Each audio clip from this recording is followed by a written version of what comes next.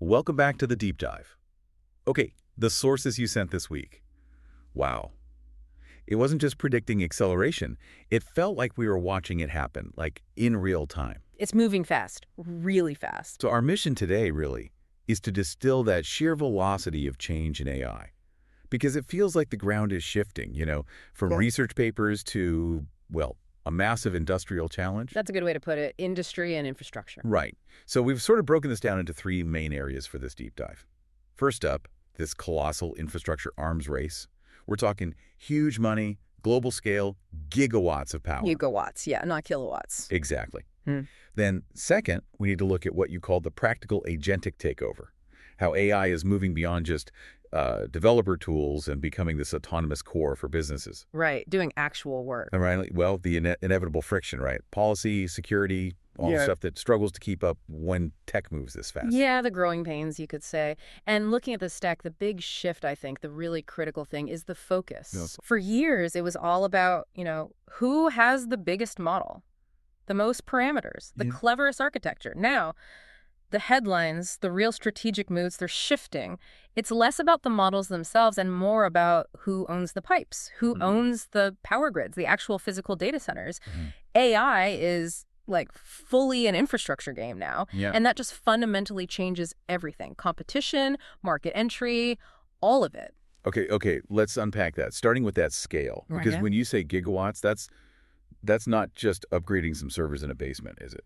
Oh, not even close. No, we're talking projects that literally reshape regional power maps. So big that governments have to get involved. Absolutely. These are practically nation-state level commitments now. Wow. I mean, take Google's move in India. Did you see that one? The Visakhapatnam AI hub. Yeah. They're building this major hub, and part of it is a massive 1 gigawatt data center. 1 gigawatt, just for AI? Yep.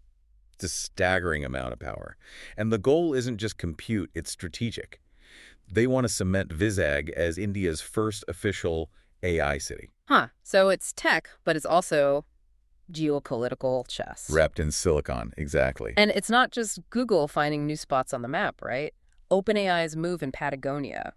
That sounded huge, too. Yeah, that's another big one. A reported, $25 billion data center project way down in Argentina? And they're not just looking for cheap land, are they? They specifically partnered with Sora Energy. Right. The focus there is explicitly on sustainable, renewable power. They need massive energy, but they know they need it to be green, or at least greener. So it's about future-proofing against climate issues, regulations. Exactly. You can't just plan for cheap electricity anymore. Your compute strategy has to be an energy strategy, too. It's not just a line item in the budget. Okay, so geography, power sources, but the strategy goes deeper, right? Down to the actual silicon, the chips inside those centers. Oh, yeah. I see. We saw AMD, NVIDIA's big rival, partnering up with OpenAI. But here's the kicker, right? OpenAI isn't just buying off the shelf. They've teamed up with Broadcom, too. And the goal is proprietary custom AI chips. That's the plan. They're anticipating needing something like 10 gigawatt computing infrastructure by 2029. You need custom silicon for that kind of scale and efficiency. 10 gigawatts. So if you look at that whole picture, OpenAI working with AMD and Broadcom and building these massive data centers, it looks like vertical integration. That's exactly what it is. They're trying to control the entire stack, right, from the base layer, the silicon itself. They don't just want to rent capacity anymore. No, they want to design it, own it, optimize every single bit of hardware running their future models. Okay, wait a second. If they're moving that hard towards custom proprietary chips, doesn't that just lock things down even more? That's the worry. I mean, if OpenAI and the other giants build the infrastructure and the custom silicon, how does anyone smaller, the startups with cool ideas, how do they even get the resources to compete? That is the multi-billion-dollar question, isn't it? This kind of vertical integration absolutely risks creating these huge, maybe insurmountable barriers. And here's where it gets really wild and maybe explains why they're moving so fast. Okay. The sources revealed that OpenAI's own AI can now optimize chip designs faster and better than human engineers. Wait, what? The AI is designing the chips for the AI? Pretty much. It's not just a feedback loop anymore. It's like a whole new phase of automation. Like the car designing a better engine for itself overnight. Exactly. The AI is accelerating the hardware innovation that it runs on. The human role in some very specific engineering areas is shrinking. That's incredible. But okay, here's the paradox then, right? You see all this money, custom silicon, AI designing chips. But the market is still compute constrained. Demand still outstrips supply. That's what the sources show, yeah. Despite these colossal investments, you just can't build fast enough. Companies like Together AI, who are actually making good money, they're moving aggressively to buy and own their own GPUs, build their own data centers.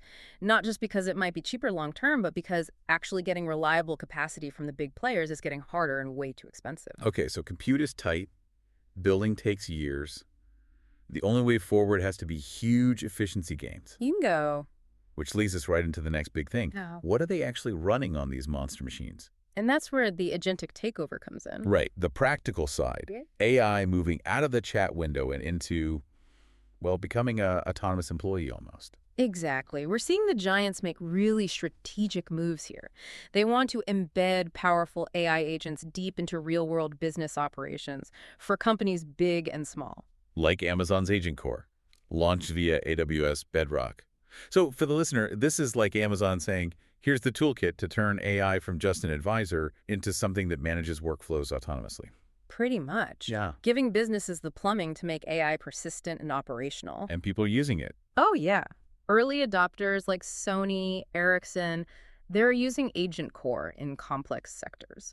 Healthcare logistics, manufacturing supply chains. It's not just a demo, it's actually running operations. And the partnerships are getting deeper too, reinforcing this. Salesforce and OpenAI expanding their tie-up. Right, integrating tools like Agentforce 360 directly into platforms people already use every day. Like ChatGPT, Slack. Exactly. Imagine getting instant sales insights pulled from all your company data right there in Slack. It's about embedding AI into the core CRM, making it seamless. Okay, so that's the big tech push. What about specific industries? Where are we seeing this agent adoption really take hold? It's surprisingly broad already. Let's take retail. Walmart's partnering with OpenAI. You do what? To let you shop and reorder groceries directly through ChatGPT. They're integrating Sam's Club accounts too. Wow, so AI becomes the front door for your weekly shop. Potentially, yeah. It's a huge step towards making AI the main interface for everyday tasks. And it's definitely not just retail. Finance seems like a big one. That Macquarie Bank story. Oh, that's fascinating. They're rolling out Google's Gemini Enterprise AI. Not just to IT, not just a pilot group. But to the entire workforce. The entire workforce. Thousands of people across the whole Australian finance sector. That's a massive operational bet. It's huge. They're basically saying the productivity gains are worth the immediate headache of training and security for potentially thousands of non-tech staff. Meanwhile, you also see hyper-specialization, like tiger brokers building AI tools just for financial advisors. Right. Giving them real-time market insights that would normally take hours for a human to pull together. Okay, shifting gears to the physical world. Logistics, manufacturing. Xometry's AI Work Center app. Yeah, that's about streamlining manufacturing. Things like predictive maintenance, real-time production analytics, making factories smarter. And Flexport and shipping, using AI for tariff. Which sounds niche, but think about how much time and money businesses lose on customs delays and tariff mistakes. Right. An AI agent that simplifies that whole international trade complexity. That's incredibly valuable, a really critical piece of business software. So that covers the big enterprise players, the Fortune 500s, integrating these powerful agents. But what about the smaller scale? The developers building the next waves of tools. Well, the interesting thing there is how the barrier to entry for building these agents is just collapsing. So We're seeing the rise of no-code agent platforms like Griffin AI lets you build complex DeFi decentralized finance agents without needing deep coding skills. So accessibility is replacing deep technical knowledge as the key. In some areas, yeah. It's becoming democratized in a way. And we saw some cool examples of smaller innovations still breaking through, right? Like Alucard, Yeah, the AI cookbook hub that came out of a hackathon. exactly. Niche creativity still finds a way. Or Flint, that's an autonomous website builder that adapts in real time. It just got significant VC funding. So the agent isn't just a tool, it's becoming like an adaptable product manager, almost running small operations itself. Sort of, yeah. It's a really interesting evolution. Okay, so we've covered the infrastructure build-out, the agent adoption. Now we hit the third part, the capability battles and, well, the inevitable friction, the policy clashes, the security scare. Right. Competence and conflict, you called it. Let's start with capabilities. Video generation seems white hot right now. Oh, absolutely fierce competition. It's basically head-to-head. Google's VO3 versus OpenAI's Sora 2. And the verdict so far. Well, the analysis we saw suggests VO3 is maybe tied for #1, often getting credit for better realism, handling complex scenes more versatilely. But Sora 2 still wows people. Yeah, Sora 2's raw quality, the visual polish, it's still incredibly impressive. It's a real race. And multimodal is moving just as fast, understanding text, images, video altogether. Definitely. Alibaba's Qwen 3 VL model really surged. And their distribution strategy is interesting. How so? They put the massive 235 billion parameter version out free on Llama Cloud. But crucially, they also released much smaller, compact versions, 4 billion, 8 billion parameters. So powerful multimodal AI is getting into more hands, not just the giants. Exactly. It suggests those capabilities are rapidly becoming accessible to a much wider, more decentralized group of developers and users. But with great capability comes great security headaches, right? Unfortunately, yes. And some of the findings in the stack were pretty concerning. Like what? Researchers discovered that humans, basically, we can defeat every single current prompt injection defense out there. Every single one. Wait, that sounds bad. It is. It's a fundamental breakdown. If every defense can be bypassed, the integrity of these systems, the guardrails, the data security, it's all constantly under threat from fairly simple social engineering tricks. It's not just theoretical then. No. And look, a specific security flaw was found that lets a simple prompt injection bypass OpenAI's own guardrails framework. Ouch. Experts are pointing out the core weakness here. You're using the same AI model to generate the content and check if it's safe. It's like asking the student to grade their own homework. Exactly. It's inherently flawed. Which leads right into that whole shadow IT problem. That Microsoft survey finding 71% of UK workers. 71% using unauthorized AI tools at work. That number is just shocking. Let's pause on that for a second. Because that's 71%, that's probably the reality for a lot of listeners working in an office right now. Yeah, makes sense. People choose speed. They'll use an external AI to summarize a report, draft some code, whatever, even if it's against policy, because it's faster. But the risk? The risk is huge. Data breaches, compliance failures. For organizations, that shadow IT is arguably the biggest immediate danger highlighted in this whole stack. Okay, and beyond security, we hit the policy and ethical tensions.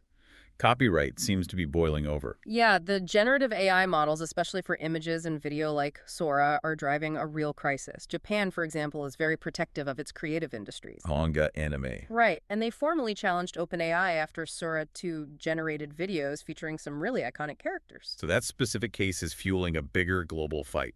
Absolutely. It perfectly captures the clash, Sure. intellectual property rights, the history of creators' ownership, versus the speed of AI innovation, which, let's face it, is trained on all that existing data. And this isn't just a U.S. issue. No way. This is global. The future of creative industries everywhere kind of hinges on how this regulatory friction plays out. We also need to remember the limits of these models, right? Mm-hmm.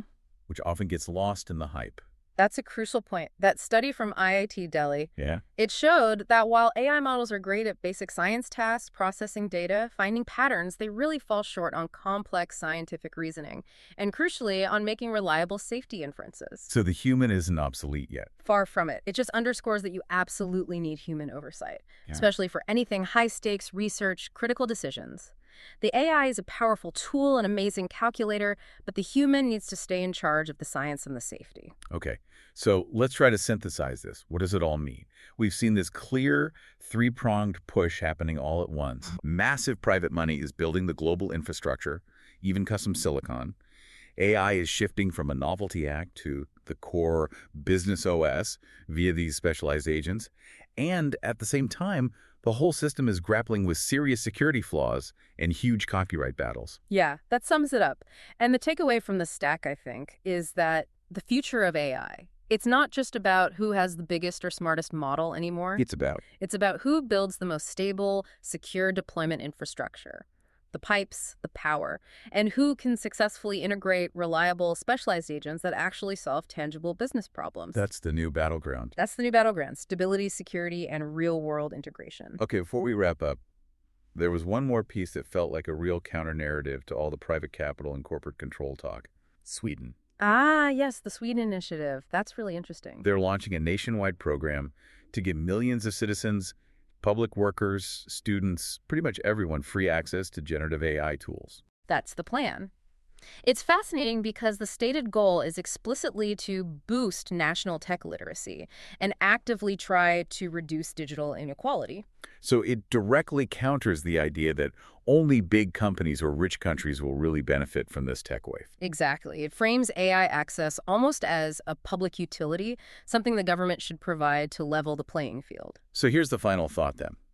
If the infrastructure race is being won by billions in private investment, and the application race is all about complex enterprise agents, what happens when an entire country just decides to democratize access instantly as a public good? That's the provocative question, isn't it? Will this Swedish model become the template for global AI equity?